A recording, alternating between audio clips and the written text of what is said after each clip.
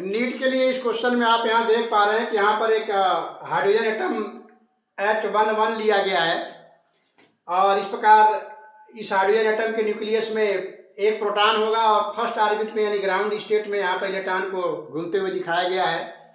ऐसे में जो फर्स्ट ऑर्बिट का रेडियस है उसको R0 कहेंगे और R0 की वैल्यू ε0h²/π होता है और ये डायमेंशनली लेंथ के बराबर है, इसलिए इसका डायमेंशनल फार्मूला m पे पावर 0, l पे पावर 1 और t पे पावर 0 होता है। और फर्स्ट ऑर्बिट में यानी ग्राउंड स्टेट में हाइड्रोजन एटम में जो इलेक्ट्रॉन है उसकी वेलोसिटी v0 होता है, जिसको e²/2ε0h से रिप्रेजेंट किया जाता है। क्योंकि ये डायमेंशनली वेलोसिटी है इसलिए डायमेंशन फार्मूला इसका m पे पावर 0, l पे पावर 1 और t पे पावर -1 यानी वेलोसिटी के बराबर डायमेंशनल फार्मूला होगा। और ग्राउंड स्टेट में जब इलेक्ट्रॉन हाइड्रोजन एटम में घूम रहा है तो इसका न्यूक्लियस भी होगा, तो न्यूक्लियस का एक रेडियस होता है, इसको स्मॉल r0 से दिखाते हैं और ये 1.2 फर्मी होता है और एक फर्मी 10⁻15 मीटर के बराबर होता है। तो ये R0 और V0 की वैल्यू अक्सर IIT JEE और नीट के एग्जाम में पूछे गए हैं, या तो डायमेंशनल फार्मूला पूछा गया है या तो इसका न्यूमेरिकल वैल्यू पूछा गया है। तो V0 की वैल्यू जो होता है, जिसको बोहर वैल्यू भी कहते हैं वेलोसिटी का, तो V0 की जो वैल्यू होता है यहाँ पर लाइट का स्पीड इन वैक्यूम बाई 137 के बराबर होता है। न्यूमेरिकल वैल्यू जब इसका बनाएंगे, इसको सॉल्व करेंगे तो ये हो जाएगा 2.3 × 10⁻6 मीटर पर सेकेंड। अब R0 का न्यूमेरिकल वैल्यू लिखेंगे तो ये R0 का वैल्यू जो है ये सारे के सारे R0 में कांस्टेंट है, सारे वैल्यू रख के सॉल्व करेंगे तो ये 0.53 एंगस्ट्रॉम आता है। तो ये R0 का भी वैल्यू हो गया। आप किसी हाइड्रोजन लाइक एटम में ये कंसेप्ट अप्लाई करेंगे तो मान लीजिए हमारे पास हाइड्रोजन लाइक एटम ये है, ये एक न्यूट्रल एटम है। इसको जब आप हाइड्रोजन लाइक बनाएंगे तो इसमें से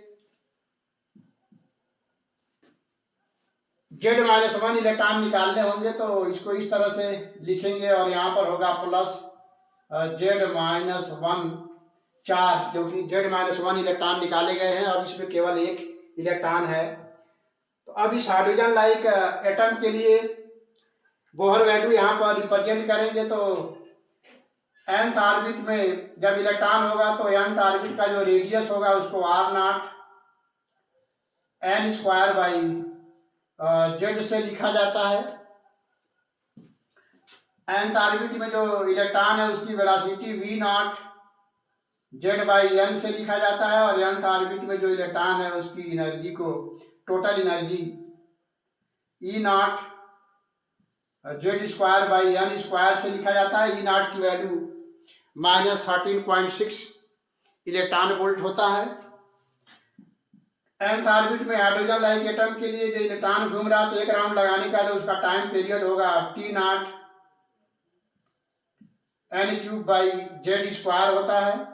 एंगुलर वेलोसिटी लिखेंगे तो W0 Z²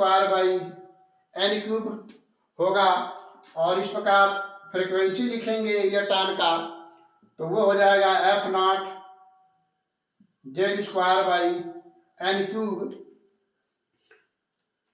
hydrogen like atom का न्यूक्लियस जो होता है उसका रेडियस यदि आप लिखेंगे तो Rn ये है न्यूक्लियस का रेडियस, इसको Rn से दिखाएंगे तो Rn = R0 atomic mass number पे 1/3 पावर होगा। ये हाइड्रोजन लाइक एटम के न्यूक्लियस का रेडियस है। यहाँ पर हमने फ्रीक्वेंसी लिखा। अब आप इसको और आगे बढ़ाएंगे तो यहाँ पर आप देख सकते हैं, यहाँ पे मैं जगह बना के लिख रहा हूँ। तो इसी तरह से करंट लिखेंगे IN। जब nth ऑर्बिट में इलेक्ट्रॉन घूम रहा है तो nth ऑर्बिट में जो करंट बनेगा IN की वैल्यू होगा I0 Z²/n³ और nth ऑर्बिट में अगर मैग्नेटिक फील्ड लिखेंगे तो Bn की वैल्यू हो जाएगा B0 Z³/n 5। तो इस तरह से ये वैल्यूज बनते हैं जिनको बोहर वैल्यू कहते हैं। तो यहाँ पर भी आप देख सकते हैं मैंने लिखा है nth ऑर्बिट में इलेक्ट्रॉन घूम रहा हो तो सेंटर पर जो मैग्नेटिक फील्ड बन रहा है V0Z³/n⁵ और यहीं पर करंट का भी वैल्यू मैं लिख दे रहा हूँ I=I0Z²/n³। तो ये सारे हाइड्रोजन लाइक एटम में कैसे रेडियस, वेलोसिटी, इलेक्ट्रॉन का energy, time period, angular velocity और फ्रीक्वेंसी, करंट और मैग्नेटिक फील्ड सेंटर पे निकालेंगे।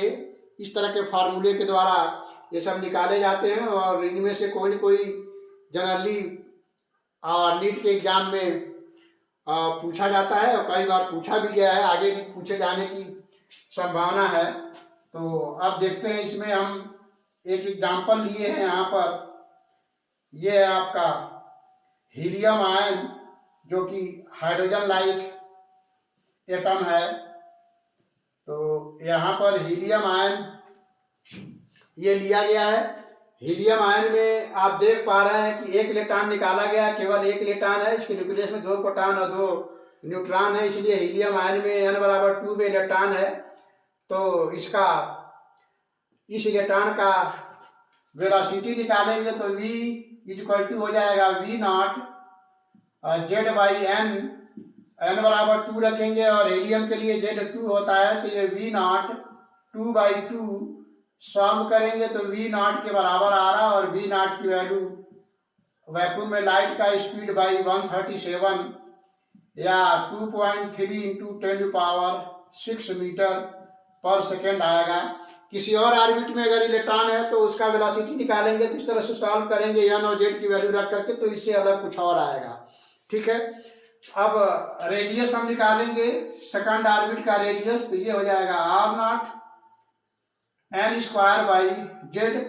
यहाँ पर वैल्यू लिखेंगे R0 2 का स्क्वायर बाई 2 लिखेंगे, ये 2R0 हो जाएगा और इस प्रकार 2 × 0.53 एंगस्ट्रॉम आएगा ऑर्बिट का रेडियस। तो सेकंड ऑर्बिट में ये रेडियस का वैल्यू आ जाएगा 6 और 1.06 एंगस्ट्रॉम। इस तरह से सेकंड ऑर्बिट का हीलियम आयन में जब इलेक्ट्रॉन है तो इस तरह से आप देख पा रहे हैं कि इनमें से कोई न कोई वैल्यू नीट के एग्जाम में पूछा जा सकता है और इसको जरूर आप अच्छे से तैयार कर रहे हैं। अगर आप इसका स्क्रीनशॉट लेना चाहें तो ले सकते हैं। तो हम समझते हैं आपको काफ़ी अच्छे से समझ में आया होगा। तो फिर मिलते हैं नेक्स्ट वीडियो में किसी और क्वेश्चन के साथ। तब तक के लिए थैंक यू।